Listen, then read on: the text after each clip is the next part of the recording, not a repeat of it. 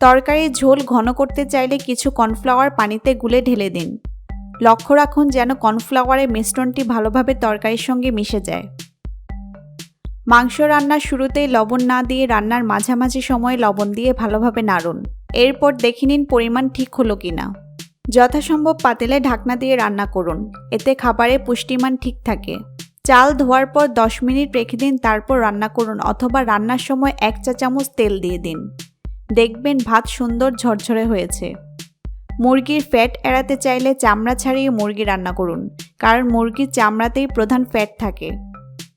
সবুজ সবজি রান্নার সময় সবুজ রং ঠিক রাখতে চাইলে 1 চিমটি চিনি দিন। রান্না করার জন্য একদিন আগেই মাংস সিদ্ধ এবং ঠান্ডা করে ফ্রিজে সংরক্ষণ করতে পারেন। রান্নার সময় গরম পানি ব্যবহার করুন, এতে রান্নার স্বাদ বেড়ে যায়।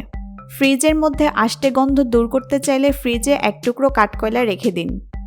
মাছ, মাংস বা ডিমের ঝোলে লবণ বেশি হয়ে গেলে তরকারিতে কয়েকটি সিদ্ধ আলু ভেঙে দিন, স্বাদ ঠিক হয়ে যাবে।